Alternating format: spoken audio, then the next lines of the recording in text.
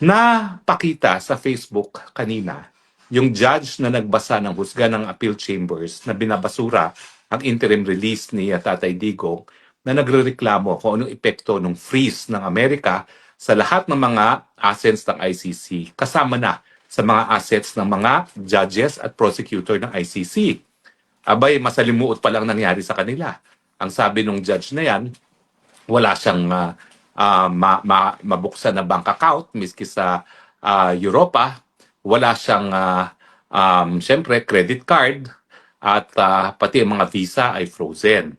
Paano ba kasi nai-implement ang freeze ng mga Amerikano sa mga assets hindi lamang ng ICC kundi sa lahat ng mga judges at prosecutor ng ICC? Well, alam niyo sa larangan ng international law, kontrobersyal itong unilateral sanctions na ini-impose ng iba't ibang bansa. No? Bakit siya kontrobersyal? Kasi nga, lahat ng mga batas ng isang bansa, pwede lang mapatupad sa sarili mong teritoryo. Hindi dapat lalabas ang teritoryo mo. No? Pero itong ginagawa ng Amerika, unang-una niyang ginawang sanctions ay yung trading with Cuba. Bawal mag-trade sa Cuba. No? Tapos ngayon naman, ito nga, nagkaroon ng sanctions laban sa pondo ng ICC at sa lahat ng mga opisyales ng ICC, kasama na yung prosecutor at ang mga huwes. So paano ba na-implement yan? Well, theoretically, dapat yan sa Amerika lang napapatupad. Pagdating sa ICC, wala naman sila mga account sa Amerika. Pwede bang walang epekto yan? Hindi rin. Kasi sa larangan ng banking, importante yung isang American na system na tinatawag na SWIFT. Yung SWIFT is an American electronic system na ginagamit natin para paglipat ng pondo. So kung ikaw ay magte-telegraphic transfer, SWIFT ang gagamitin mo. So ang unang-unang nawala sa sa ICC at sa mga judges at prosecutor ng ICC ay yung SWIFT. So hindi sila makatanggap ng pera from abroad. Now, hindi ko alam kung paano ngayon ang ginagawa ng ICC para makatanggap ng pondo sa kanyang operasyon, no? Nang walang SWIFT account. Alam naman natin na ang pondo ng ICC nanggagaling sa mga miyembrong bansa, kasama na doon sa mga pribadong pwedeng mag-donate sa ICC. Controversial yung donasyon na yan, ha? Kasi nga, paano ka magiging patas na mahistrado na tumatanggap ng donasyon?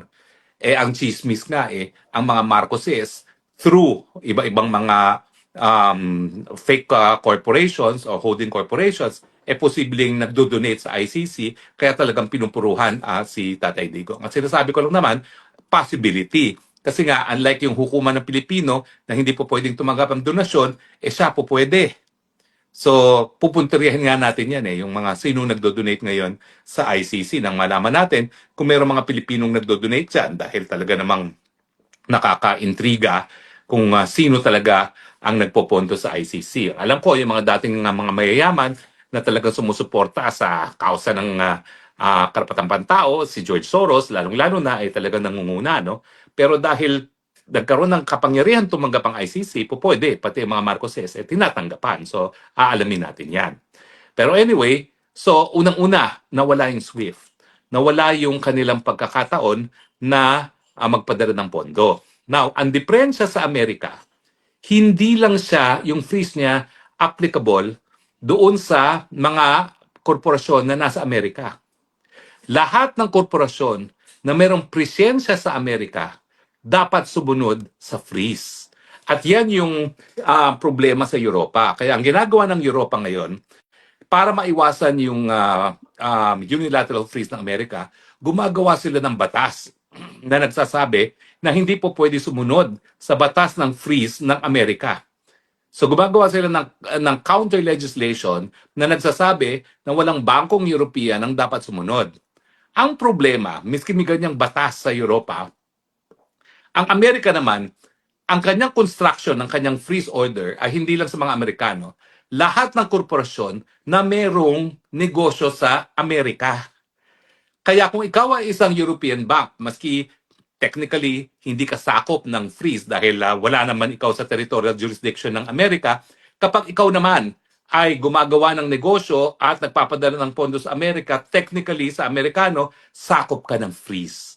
At kapag hindi ka sumunod sa freeze order, mas matindi ang magiging consequence niya, no? Dahil hindi ka lang ma-fine, baka completely maisara ang iyong mga transaksyones sa Amerika.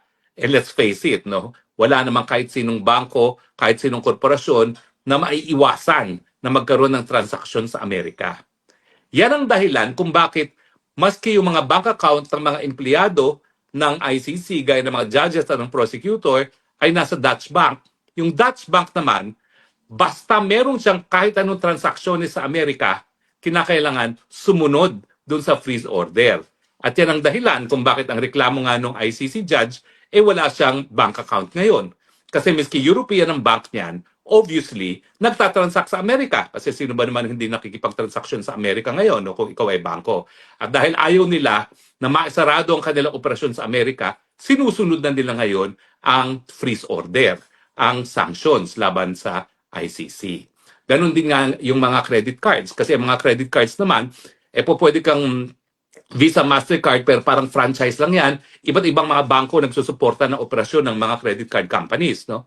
Pero dahil nga, na-honor ang transaksyon ng isang credit card, hindi lang naman sa Europe, kundi sa Amerika, at kung ayaw ng credit card company na hindi sila labas ng pondo para bayaran ng mga purchases sa Amerika, kinakailangan sumunod din yan sa freeze order ng Amerika.